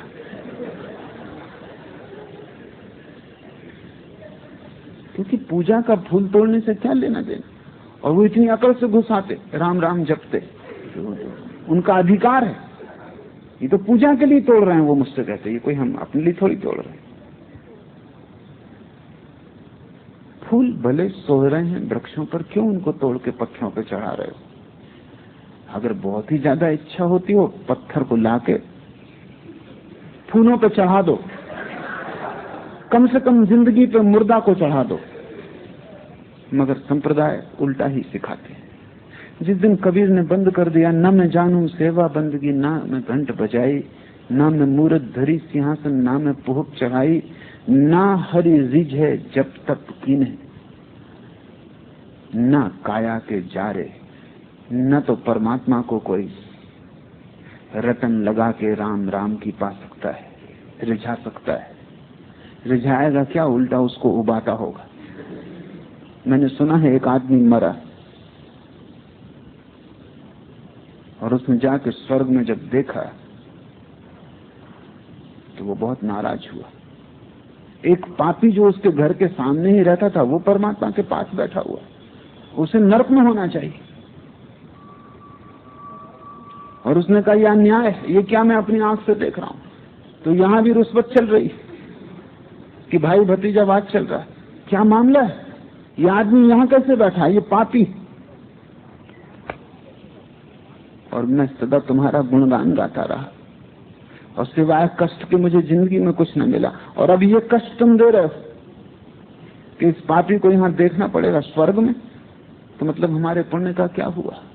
परमात्मा ने कहा तुम इसमें ही खैर समझो कि तुम स्वर्ग में हो, की वजह से तुमने मुझे तक नहीं सोने दिया, तुम खोपड़ी खा गए, एक रात चैन न लेने दिया। तुम काफी सौभाग्य समझो कि तुम यहां प्रवेश किए जा रहे हो। और ये आदमी यहां है क्योंकि इसने कभी मुझे सताया नहीं। इसने ना तो कभी कोई प्रार्थना की, न कभी पूजा की, न ये कभी मंदिर गया। दुनिया इसे पापी समझती थी क्योंकि दुनिया जिसे पुण्य समझती वो पुण्य ही नहीं है।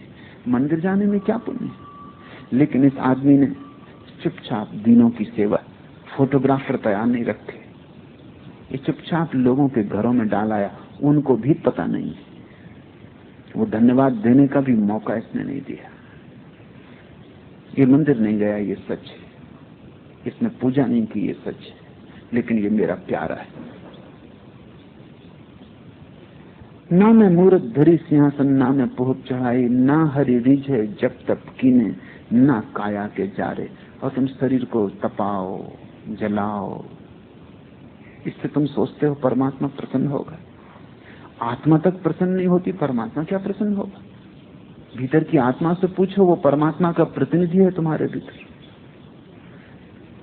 पीड़ा पाती है तुम जब प्रफुल्लित हो, जब तुम्हारा सारा शरीर खिला है और स्वस्थ है, जब तुम्हारे सारे शरीर के रग रग रोए रोए में जीवन की धारा बह रही, जब तुम नाच सकते हो, तभी तुम्हारी आत्मा प्रसन्न है।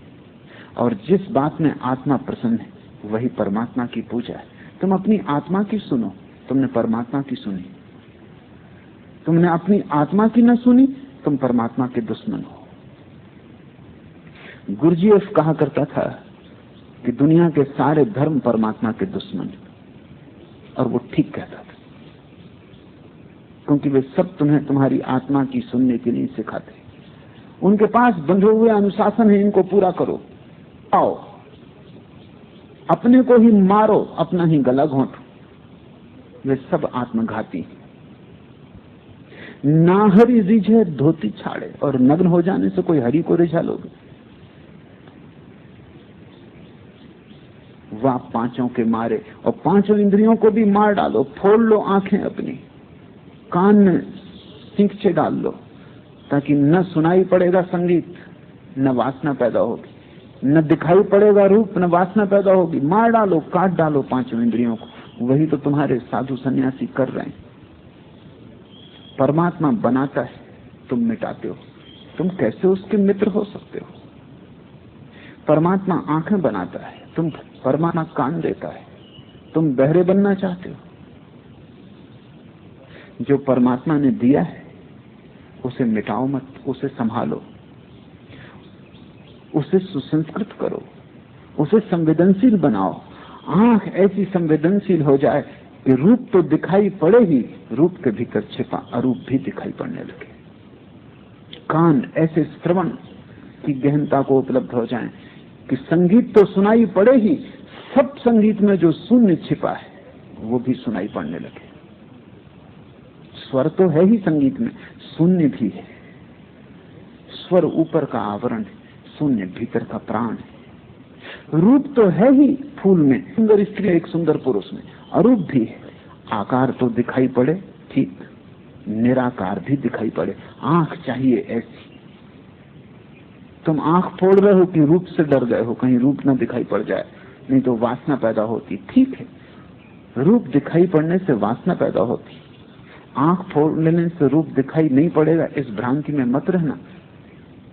अंधे में भी वासना होती, भयंकर वासना होती, और तुम तो कुछ कर भी सकते हो, वो बेचारा कुछ कर भी नहीं पाता, इसलिए बड़ी असहाय वासना होती, बड़ी विकृत, परवर्टित।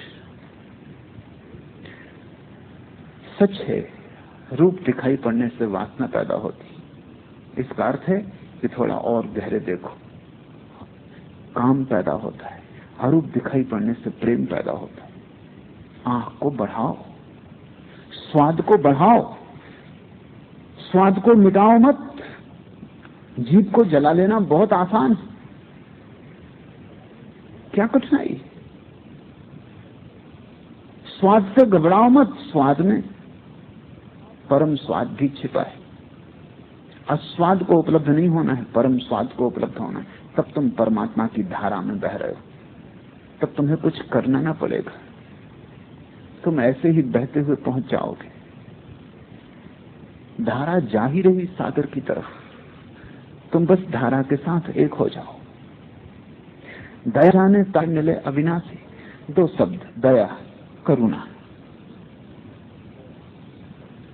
जिसमें करुणा जग गई, सब जग गया। धर्म, धर्म से तुम अर्थ मत लेना हिंदू धर्म, मुसलमान धर्म, ईसाई धर्म, नहीं, क्योंकि वे सब तो क्रियाकांड है। धर्म से मूल अर्थ है स्वभाव, स्वयं को जो साध ले। हम कहते हैं आग का धर्म ताप, या पानी का धर्म शीतलता। क्या है धर्म तुम्हारा, मनुष्य का? क्या है गुण तुम्हारा, तुम्हारी निजता का? चैतन्य, होश, जो जाग जाए और करुणावान हो जाए। दया राख ही धर्म को पाले, जग सुन रहे उदासी। वो अपने आप इस सपने के प्रति जो चारों तरफ चल रहा है उदास हो जाता है। पर ये उदासी घृणा की नहीं है, क्योंकि घृणा कभी उदास नहीं होती। दुनिया में तीन तरह के लोग हैं। एक जो दुनिया के राग में पड़े, वे उदास नहीं। दूसरे जो दुनिया के प्रति विरागी हो गए हैं, वे भी उदास नहीं है। प्रेम घृणा में बदल गया, मित्रता शत्रुता बन गई। जिस तरफ देखते थे वहां पीछ कर ली, लेकिन उदासी नहीं है। उदास तो वो है जो दोनों से मुक्त हो गया, राग से विराग से, जिसको महावीर ने वीतराग कहा है। तुम उदास बैठे हो कि धंधा ठीक नहीं चल रहा, तुम उदास बैठे हो, ये तो राग है, ये उदासी नहीं है। ये तो राग असफल हो रहा है, इसलिए तुम उदास हो। तुम्हारा आनंद भी झूठा है कि आज धंधा खूब चला, कि तुमने ग्राहकों को खूब लूटा, कि तुम बड़े प्रसन्न घर चले आ रहे हो, पैर पड़ते नहीं जमीन पर, आकाश में उड़ते। ये आनंद भी आनंद नहीं है, ये भी राग है। राग और विराग दोनों जब छूट जाएं, न तो संसार के प्रति राग रहे और न घृणा, न द्वेष रहे, न राग, तब उदासी परम अनुभव है। उदासी से बड़ा इस जगत में कुछ भी नहीं है। संसार के प्रति उदासी तभी आती है जब अपने प्रति परम आनंद आ जाता है। जब परमात्मा में नृत्य चलने लगता है, तब संसार के प्रति उदासी आ जाती है। जैसे छोटा बच्चा है, वो बड़ा हो गया, अब खिलौने पड़े हैं कोने में, वो निकल भी जाता है, देखता भी नहीं कमरे से। कभी बिल्कुल पागल था, कभी इतना पागल था कि रात भी खिलौनों को साथ लेके सोता था, बिना खिलौनों की नींद भी नहीं आती थी। कोई दूसरा मांगता खिलौना तो लड़ने को तैयार हो जाता था। अब बड़ा हो गया, समझ आ गई, खिलौने पड़े, धीरे धीरे कचरे में फेंक दिए जाएंगे। जिस दिन तुम्हें बड़ा आनंद मिल जाता है, छोटी उदासी हो जाती है। तुम संसार के प्रति उदास होने की कोशिश मत करना, अन्यथा उदासी गलत होगी, वो उदासी विराग की होगी। तुम तो परमात्मा को पाने की कोशिश करो, तब एक अनूठी उदासी आती है जिसका स्वभाव आनंद का है, जो बड़ी विरोधाभासी है। संसार के प्रति कोई अच्छा ना बुरा भाव रह जाता, सब खो जाता, अपने में कोई लीन है, इतना आनंदित है कि कुछ और चाह ना रही, सब मिल गया, कुछ पाने को ना बचा। संसार की तरफ जो उदासी है वही परमात्मा की तरफ आनंद है। वो एक ही सिक्के के दो पहलू हैं। दया राख धर्म को पाले, जग सुन रहे उदासी। अपना सा भी दिखाई देता है कि जो ज्योति मुझ में जल रही वही सब में जल रही है।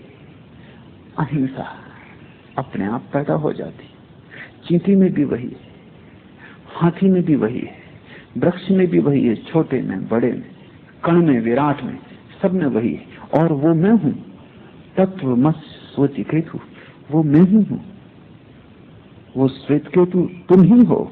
एक ही का विस्तार है अनेक में। सहे कुशबद वाद को त्यागे, छाड़े गर्व गुमाना। तब सब गर्व और गुमान, सब अहंकार और अस्मिता छूट जाती। तब सब कुशबद, कोई गाली दे रहा है, अपमान कर रहा है, कुछ सालता, पर सहे कुशबद वाद को त्यागे, और अब उसका कोई वाद नहीं है। ईश्वरवादी का कोई वाद नहीं है, ईश्वर को जानने वाले का कोई सिद्धांत नहीं, सिद्ध का कोई सिद्धांत नहीं, वो स्वयं ईश्वर है। वो समझाता नहीं सत्य के संबंध में, वो सत्य ही समझाता है। वो बोलता नहीं सत्य के संबंध में, सत्य ही उससे बोलता है। सहे कुशबद वाद को त्यागे, छाड़े गर्व गुमाना। सत्य नाम ताही को मिलिए, कहे कबीर दीवाना। पागल कबीर कहता है कि जिसने ऐसा कर लिया कि ऊर्जा को करुणा बना लिया, कोई वाद, कोई शास्त्र जिसमें न रहा, जो शास्त्र शून्य और वाद शून्य हो गया, और जिसने सबके भीतर एक ही अखंड ज्योति को जलता देखा, वही उस अविनाशी को पा सकता है, वही पाता है। कहे कबीर दीवाना। आज इतना ही।